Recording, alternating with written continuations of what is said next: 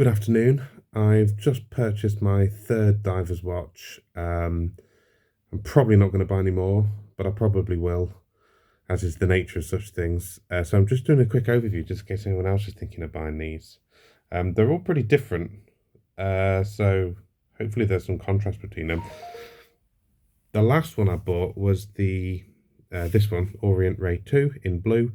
It comes on a rubber strap, which I have changed for this. It is actually quite dark blue. It probably looks quite black in this light, but it's very dark blue. The rubber strap itself is nice and comfy, but it is massive. I've got a 7.5-inch wrist, about 19 centimeters ish, and I was up to the second to last hole, or second to first hole, I guess. So if you've got chunky wrists, 8-9-inch wrists, you'll be fine. If you've got small wrists like 6-inch, maybe even 7-inch, I think you're going to be struggling. I took it off because it was catching on my sleeves.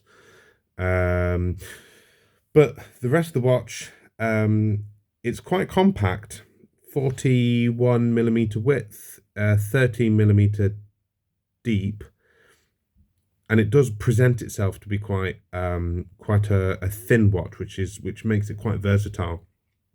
It doesn't have sapphire crystal. It has, I don't think it's going to be a Hardlex. I know that they're owned by the same company, or they're owned by Epson, which is the same company that either owned Seiko or is part of Seiko. But I don't think it's Hardlex. I believe it's just hardened mineral crystal. I think it's got some AR on it, but it's not tinted. You'll notice the way I've got it positioned as well, there's a slight chamfer to the crystal as it does raise ever so slightly. That doesn't seem to be a QR issue. I've seen a few reviews where I can see this. So it does give a slight distortion there, which I quite like. It's blue. It has the second hand is actually red on the tip, with some lume on it as well. And the lume on the actual watch is fantastic. All three of these watches actually have incredible looms. It's only the Tissot. This one has blue lume, which I'll come on to in a minute. The crown is quite small and fiddly, but one thing I really like, I don't know whether you're going to be able to hear this, it clicks very nicely when you move between the dates. It's not something that the NH35A and that does. It's a bit, it's not very click, here's your date, click, here's your date. You have to sort of backwards and forwards with it. And even with the Swiss ETA movement in the Tissot. So overall, yeah, I'm very happy with this one. I'll do a group shot at the end with them on my wrist so that you can sort of see. I think the quality is pretty good. For some reason, I'm not a massive fan of a plain polish on the side, although it is brushed on the lugs. People have made hay about the bezel being difficult to turn. It is quite difficult to turn because there's not a lot of purchase on there. But one thing I do like is you can see sort of there on the markers how the bezel grip just goes in ever so slightly. I quite like that. There's no lume on the bezel. But I have to stress, this is my cheapest watch. It's £134 I got this for brand new. So I'm not going to shout too much about some of the shortcomings. Overall, I love it. And as I say, it's quite versatile. I think it works quite well out and about or in the office as well. Very happy with this. The watch I bought second to last, as it were, is this Spinnaker Bradner. This is on the original strap. It is a black strap, which is patinaed quite a lot. I've worn this a lot. It's a blue dial. A similar blue to the Orient, perhaps slightly greeny blue versus the original blue, but that might have something to do with the fact there's a bit of a mixture of colours on here, because the indices and the internal bezel numbers come because of the lume, which is full on this, on the bezel as well. It goes green quite soon, so in the daylight, any amount of time it goes green.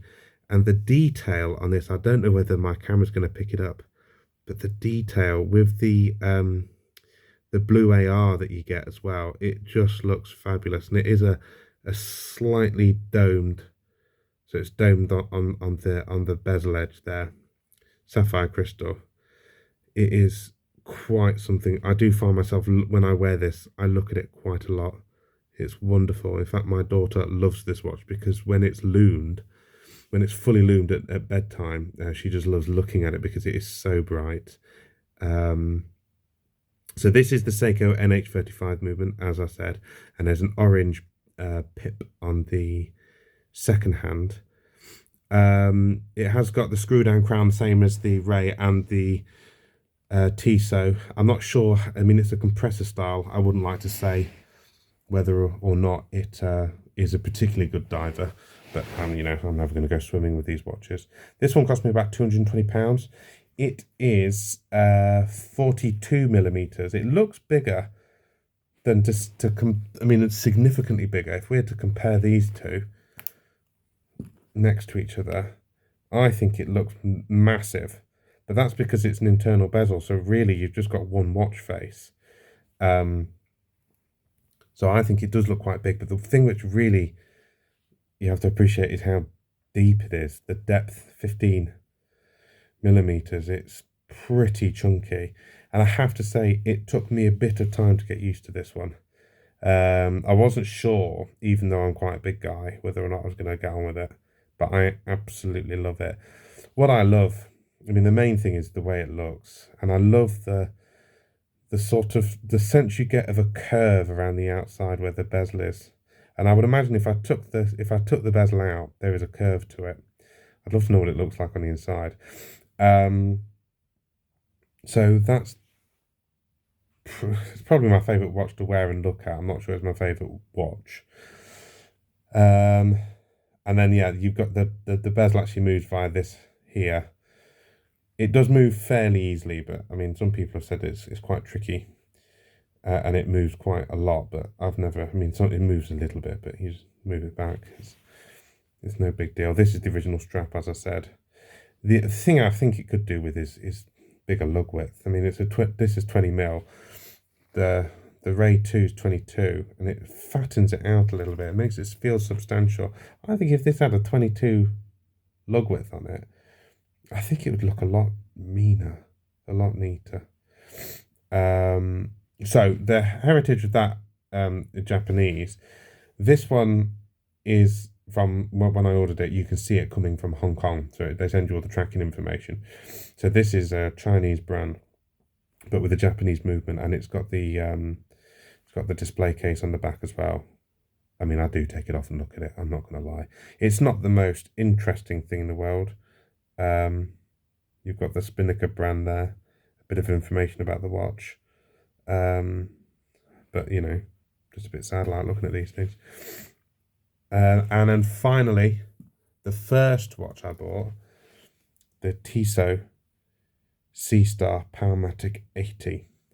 So I would imagine if any of them I was going to take diving, would probably be this one. This isn't on the original strap.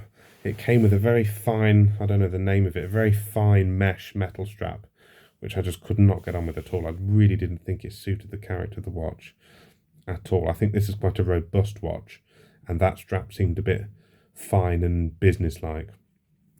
It's still a Tissot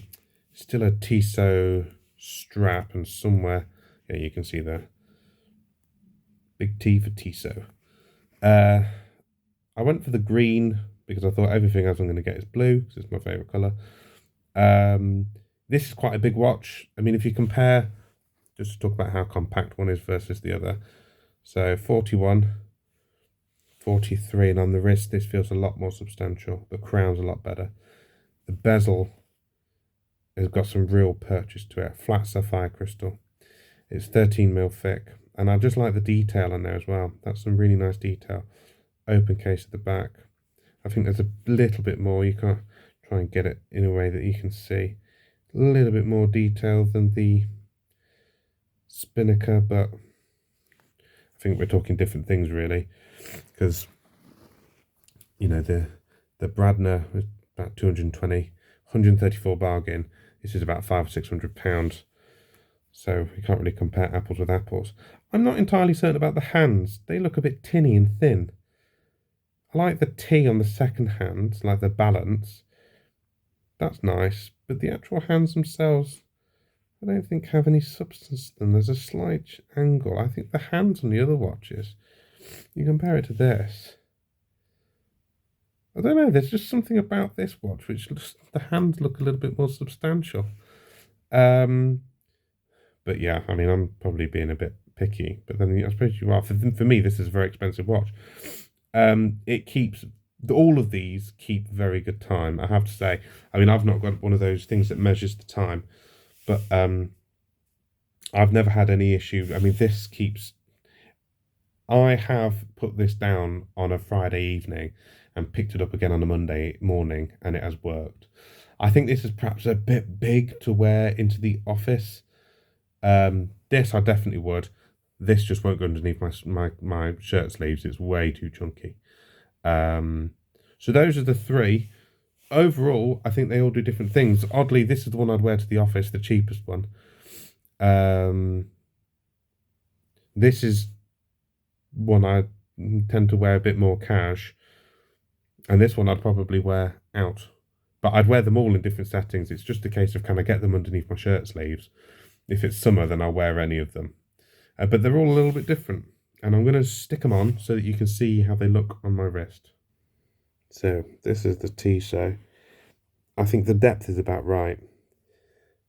I think for a bigger watch, at 43mm, it doesn't seem to have that much depth. The strap, I think, perhaps would sit better on somebody with a smaller wrist than mine. But of the three, although I don't think it's a particularly big watch, I'm not a fan of massive watches, I think this is about as big as I would go on a watch. Quite visible, it's not showy, but it's about as showy as I would like. I mean, obviously it's not got diamonds in it or anything like that, but it's about right for the kind of settings I would have it in. Maybe you can get a good view of that. It's a bit tricky at the angle I'm at. So next is the Spinnaker Bradner. You can see what I mean about the depth. Kind of really sticks up. If I just pull I mean, if I'm wearing a jumper, not a shirt, but you can sort of, it's right there, isn't it? It kind of does catch quite a lot. But, you know, it's a compressor style watch, and I suppose that's what's to be expected. I think, yeah, so this is 42. So you can sort of get an idea of what that looks like on my wrist, being that I've got probably slightly bigger than average wrists. But yeah, I think I could cope with most 42s. I think anything over 40, I think is fine for me. But you can really get, it's the depth, isn't it? I think the depth really does show itself on this watch because it's not particularly wide. But that's that one. And last but definitely not least, the Orient Ray 2. Doesn't look, I mean, I feel it's compact because my other watches are big. But I think it sits quite nicely on the wrist. I think it's perhaps the most versatile of the watches I've got. It certainly looks smart. I mean, for the money I paid, I think it's quite incredible. You can see some of the shortcuts they've. I mean, I personally view the polishing as a shortcut, but I'm sure it isn't. The fact they've not got sapphire in, I can cope with that because if I scratch it, I'm sure they'll be able to mod it. My only reservation about this is servicing and that kind of thing, because I don't think there's anyone in England. I mean, I'm sure there's someone who will service it if I was to, but then the servicing cost on a watch that's £134, you sort of just buy another one, don't you? So I hope that was useful. I don't know if anyone's ever thinking about buying one of these. There's some excellent reviews of them anyway on there, but I'm just sticking to my 2 pennies worth, especially with the costs. £134, about £220, and around £500. I was a bit worried with the Tissot, just to finish. I was slightly worried with the Tissot, that being the most expensive watch, but perhaps not the most flamboyant. There's more flamboyancy on some of these watches, with the red second hand, with just how attractive that is, and the blue AR catching the light. that I perhaps wouldn't wear this as much. And I did go through a phase of perhaps not wearing it as much. But I do love wearing this one. I mean, it's just nice to have something a bit different and green. So who knows what my next last diver watch will be. I've got no idea. I do quite fancy the Citizen, and I also quite fancy the other Orient, the Komatsu in red. So we'll have to see what fortune brings.